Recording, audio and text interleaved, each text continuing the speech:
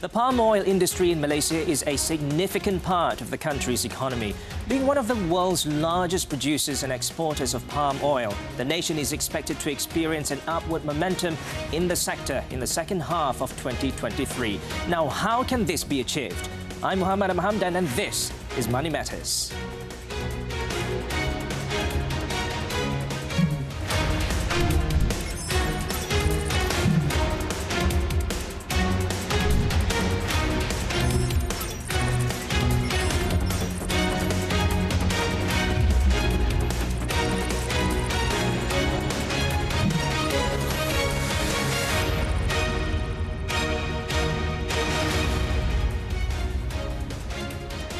Hello there and welcome to Money Matters on your favorite channel right here on TV3, and we're also available on HD via Tonton.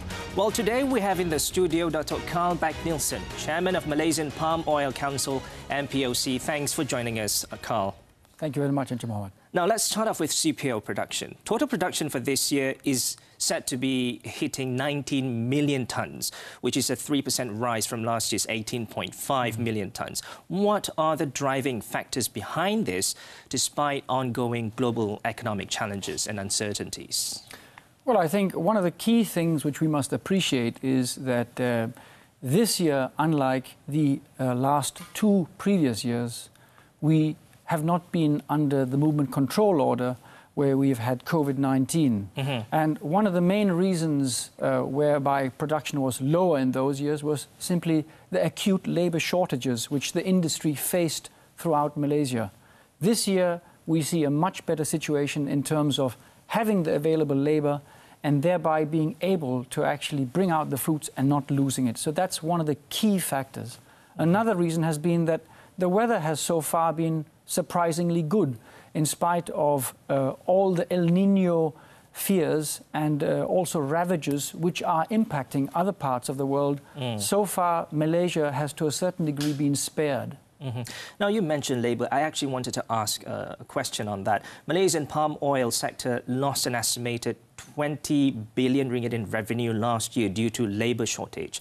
What's the labour situation now in the palm oil sector?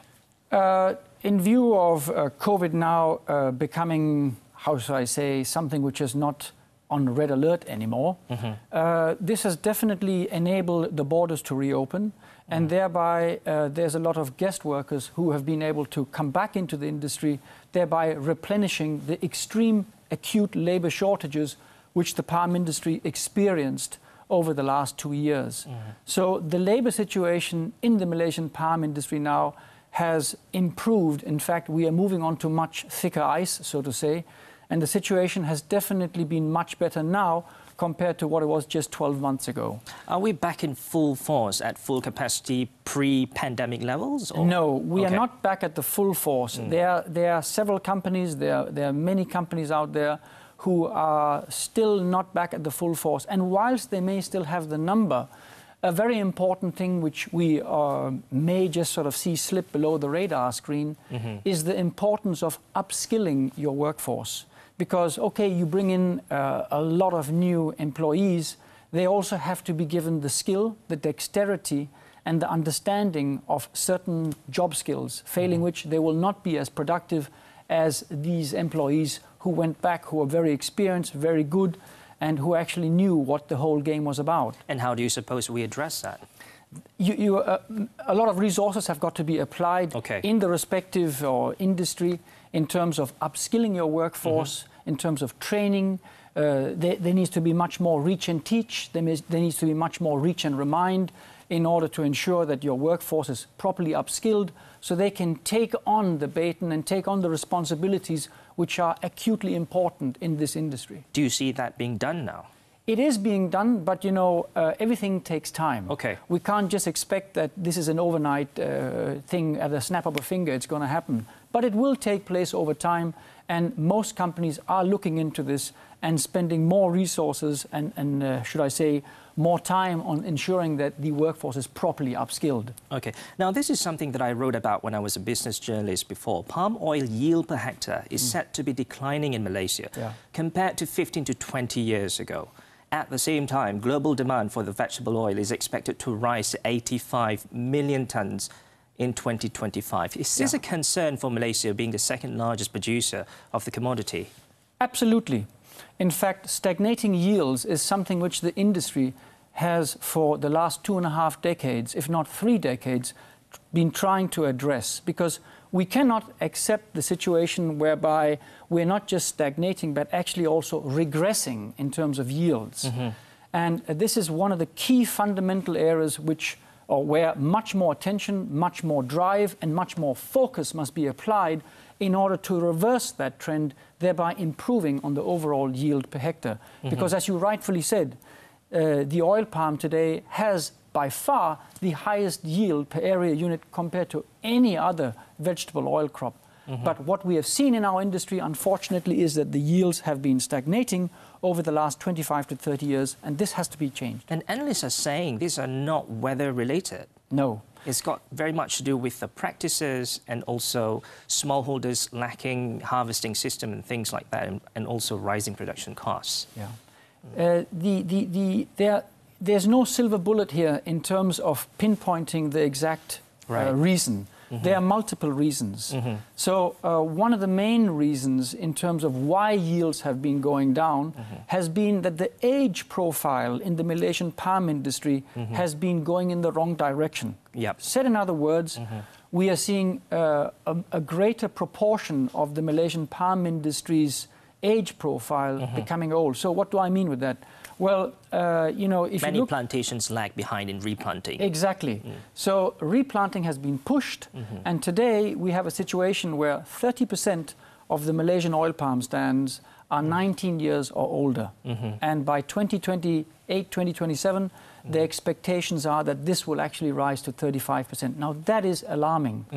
So, you know, much more needs to be done to drive through replanting, thereby taking away the less productive older stands and putting in a new variety of supremely high-yielding oil palm species, which are available today in Malaysia and which can then help to reverse that negative yield trend which we've been seeing. Is this already being done now? It is being done, but, you know, it takes time. This is like moving an aircraft carrier sitting at the back with a set of flippers. It takes time to do this, but we also need to see a much more aggressive, and when I say aggressive, I mean a positive way. There needs to be a much more resolute decision-making process in terms of pushing the industry to actually get its replanting done. Because at the end of the day, rising production costs and then plantations lag behind in replanting, resulting in growing number of aging palm trees. And then there's this issue of smallholders lacking proper harvesting system. All these lead to lower palm oil revenue for the country. Absolutely. Right? So it's crucial, I think. It is, I would say, if I have to put my finger on one thing, the fundamental aspect of our industry remaining competitive against the other 16 oils and fats, that is that we have to raise our yields. Because with higher yields, you'll be able to reduce your production cost because you have more area to spread your cost over. That will enhance the economic viability. Secondly, if we increase the yield on the existing land bank, we actually end up producing more with less. And that is going to benefit not just the smallholder community or the private companies, but actually it'll also improve on the nation's well-being because there will be higher revenues and more taxes which can be used by the government. The whole economy, basically. Exactly. Now, we want to look at the European Union deforestation-free regulation, which has a direct impact on the palm oil industry. But before we do that, we're going to go for a quick commercial break right now. So don't go away, because Money Matters will be back shortly.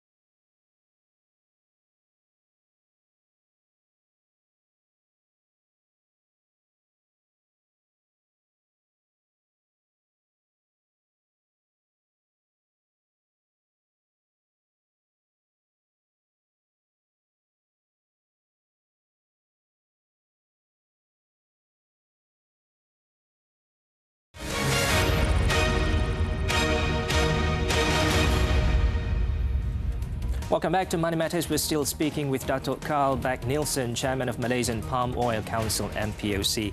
Now, Datuk, the government has warned that the EU deforestation-free regulation could dent palm oil demand in the EU. How does MPC plan to tackle this issue?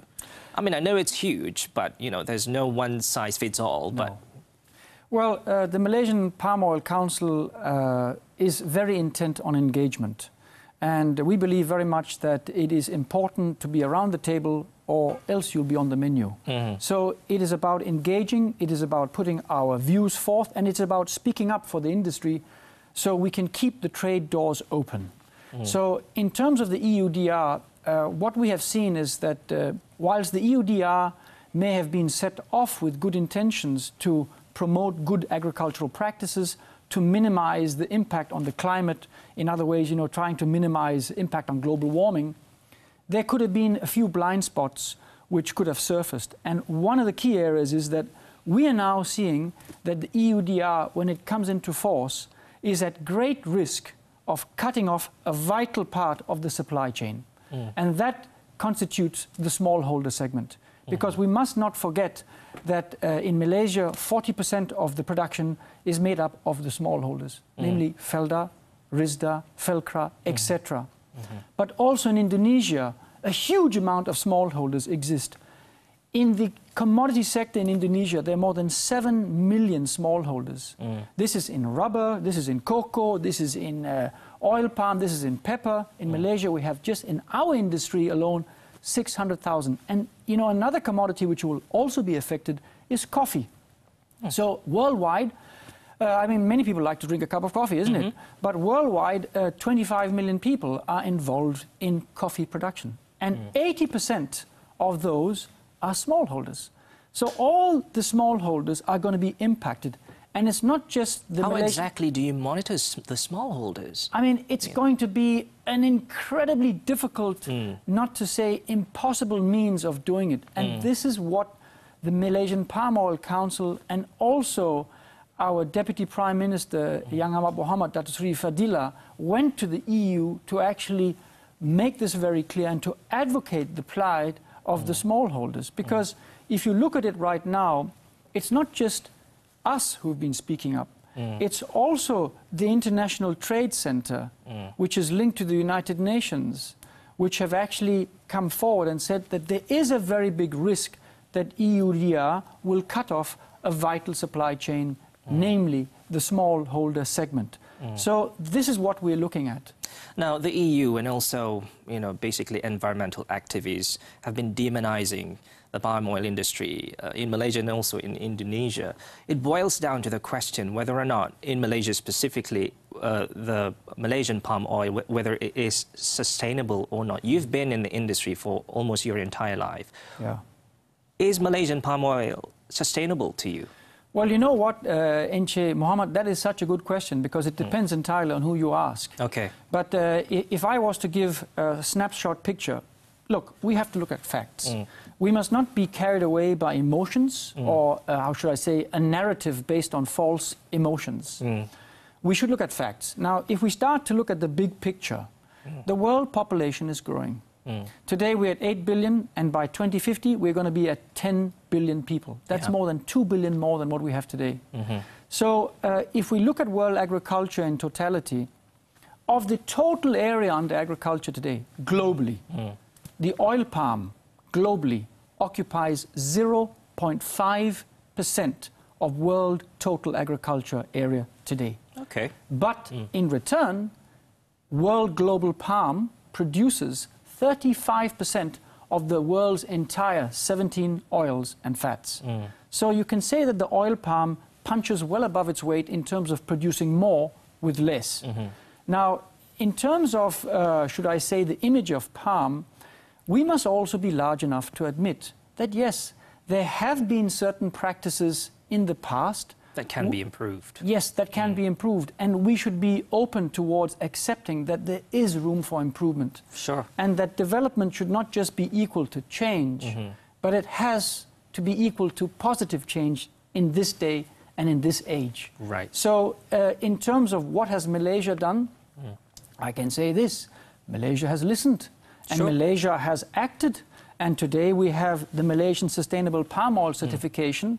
And there are many companies in Malaysia who've also joined the global or the gold standard, namely the Round Table on Sustainable Palm Oil, which has been a voluntary thing, whereas the Malaysian Sustainable Palm Oil Scheme is a mandatory thing. So we have moved in the right direction, and we are intent on trying to do what is right and not just what is required. So this hate campaign against palm oil, especially abroad, how do we put a stop to it once and for all? Or is that even something that we can achieve? I don't think that, success always comes with a price. And I don't think that you are ever going to have a situation where everything is going to be rosy and wonderful. Sure. But I do very much believe that it is important that we speak up and that we don't just run around with the narrative, but that we look at the data. And if you look at the data today, the data will tell you that, in fact, deforestation rates have come crashing down in Malaysia and also Indonesia. And I'm not just the one saying this. We also have NGOs saying this. For example, the World Resource Institute have recently come out and said that very good actions and examples have been seen. But are they listening, the EU, these activists? You know, it takes a bit of time from someone saying something until it trickles down to the eardrum, unfortunately. But, you know, recently even Global Forest Watch's Executive Director, Liz Goldman, went out and said that in Malaysia and Indonesia, these are now examples of actually turning and curbing deforestation. So we see that a lot of positive things are taking shape, and that is because we have not just been sitting down and doing nothing, but we've actually been doing something, and this has been positive. Right. Now, the UK has entered into the CPTPP. We want to look into that and what it means to the palm oil industry. But we're going to go for another quick commercial break, so don't go away because we will be back shortly.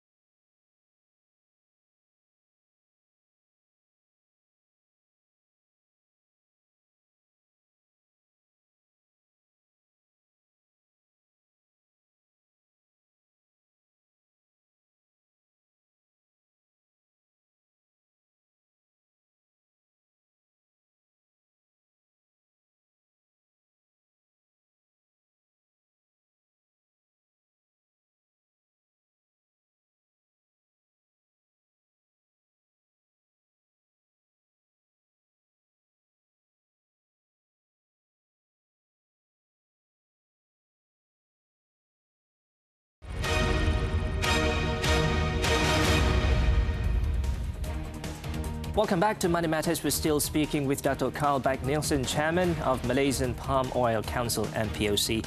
Now, Datuk, the UK has entered into the CPTPP, though yet to be ratified. What does this mean to Malaysia's palm oil industry specifically? Well, there's a tariff benefit with this initiative, and I believe it's around 12%. So there's a great advantage which has now been derived by two nations who see a common and shared objective, which is to foster trade. And this is extremely positive. And this is something which, of course, is an example, and I'm sure that there are other nations in Europe who are looking at this and saying that is a very proactive step which has been taken between the United Kingdom and Malaysia. Because in times of high inflation, I think most governments would like to try to see what can they do to minimize and curb inflation, thereby alleviating this impact on the population. So I think this is a right step in the right direction by two countries who see things in a positive light.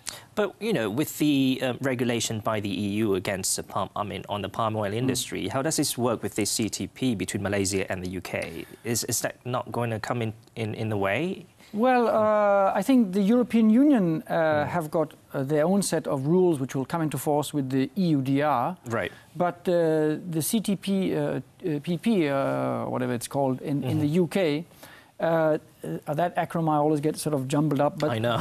but that is actually an agreement between Malaysia and the United Kingdom. So it's got nothing to do with the regulation by the EU? No. Okay. So, you know, any products or commodities, those 7 commodities which will be imported into the EU, will have to demonstrate and show proof of evidence that it can comply with the European Directive on Deforestation or the European Regulation on Deforestation. But this will be directly into the UK? Exactly.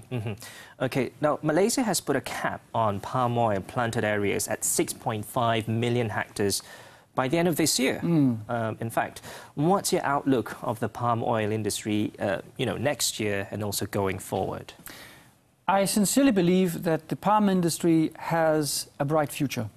And I sincerely believe that the palm industry is a part of the solution and not a part of the problem, if things are done in a sustainable way. So, as I was mentioning earlier on, we are seeing that world population is increasing by about 80 million people every year. We are seeing the middle class is growing. In fact, by 2050, expectations are by the United Nations that we will see at least another 2 billion people moving into the middle class. And when that happens, one thing will take place. Overnight, you will suddenly see that the demand for calories from going from low income to middle income will increase by 20 to 25%. So there's going to be a surge in demand for edible oils and fats into the future. So we have to position ourselves in a way whereby we can be a part of that journey and where we in Malaysia can also be a part of that solution. Because Malaysia has got one advantage. Of all the production of palm oil which we produce today, about 85% of that is exported. We only use about 15% ourselves in Malaysia. So we are one of the very few net exporting countries in the world which has such a lot of sustainable vegetable oil which we can send out to other parts of the world who need this. And our biggest export markets are India and also China. Asia accounts for about 66% of our total exports. And Europe takes about 10% of our total exports today. So, you know, in line with growing populations, in line with affluence increasing in many parts of the world, notably in the emerging economies, this is where you're going to see a big demand. And in that example, let's also not just forget the African continent. Today, Africa has a population of 1.4 billion people. By year 2100, it is expected that the African continent will be home to 4 billion people. Now, that is 8 times the present size of the US population, or 77 times the size of Malaysia's existing population. So they all have one thing in common. They all want to have something to eat 3 times a day. So, you know, and a part of that is going to come in the form of edible oils and fats. So I sincerely believe that the future is bright, and I sincerely believe that palm oil is a part of the solution, not a part of the problem. Do you think, you know, do you think the sustainable issue in the palm oil industry is going to go away at some point in the future? Do you think that's going to happen, or? Engineer Mohammed, I don't think that is going to happen. Okay. I also will firmly say that sustainability is a very, very vital part of a company's future well-being. Because, you know, sustainability encompasses economic viability, environmental responsibility, and social compatibility. And these are 3 fundamental pillars to any organization, be this in agriculture or whether you're making automobiles or mobile phones or whatever it is. Sustainability is here to stay, and it's going to be here in the future. And I firmly believe that companies should embrace sustainable practices instead of shunning it away, because you will see that those who have done that are going to have a much better prospect going forward than those who say no to it. Right. Now, one last question. What's your CPO average target for this year? Oh, Chairman Mao once said forecasting is difficult, especially when concerning the future. Yeah. But I will say that this year, with the demand levels seeing around the world and also the supply chain shortages, I do see that palm should be trading at around, in a span of 3,800 ringgits per ton to 4,300 ringgits per ton. That's actually very good, isn't it? It is very good. We should not be complaining. Okay. Datuk Carl Bek-Nielsen, thank you so much for joining us on this episode of Money Matters. It's been a pleasure. It's been my pleasure. Thank you very much, Encik Mohammed. Right. Thank you. Well, that's it from Money Matters today. If you missed the earlier part of this episode, you can also catch it up on Tonton. For more money insights that matter, be sure to join us next week, same time, right here on TV3. I'm Muhammad Hamdan. Thanks for watching and have a great weekend.